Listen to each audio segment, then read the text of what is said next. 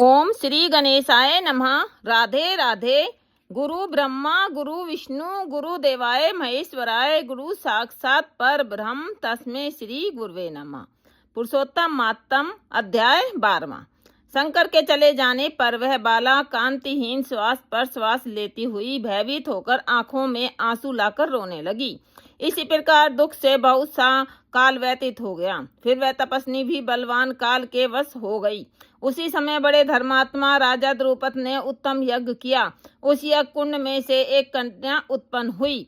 वही मेधावी ऋषि की कन्या दूसरे जन्म में राजा द्रुपद की पुत्री द्रौपदी नाम से संसार में विख्यात हुई।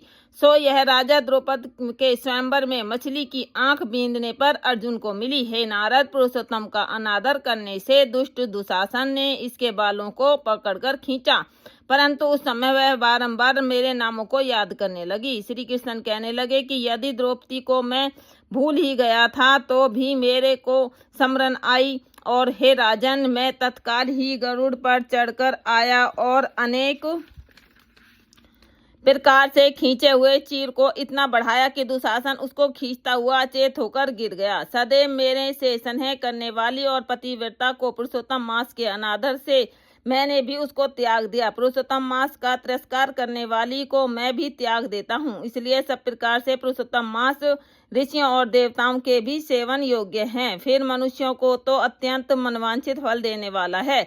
इसलिए आने वाले पुरुषोत्तम मास की आराधना करो। 14 वर्ष पूरे हुए, अब सब कुछ अच्छा हो गया। श्री नारायण कहने लगे। इस प्रकार श्री कृष्ण द्रौपदी और पांडवों को समझाकर द्वारिकापुरी जाते हुए बोले, हे राजन, अभी विरह से व्याकुल द्वारिकापुरी को मैं जा रहा हूँ। ऐसा कहने पर भगवान प्रेम में मगन हो पांडु पुत्रों को धीरे धीरे लौटाकर द्वारिकापुरी को चले गए। श्री नारायण बोले, श्री द्वारिकानाथ के द्वारिका जाने पर युधिष्ठिर अपने भाइयों सहित तप करते हुए तीर्थों में विचरने लगे।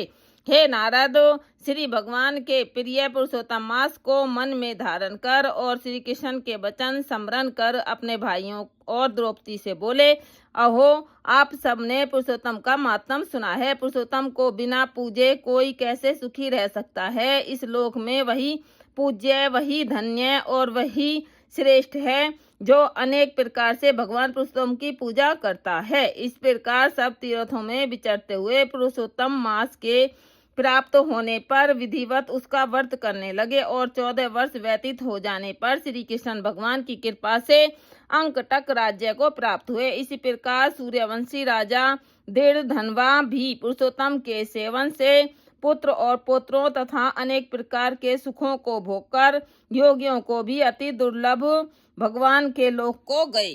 इति पुरुषोत्तम महात्म अध्याय 12वां संपूर्ण।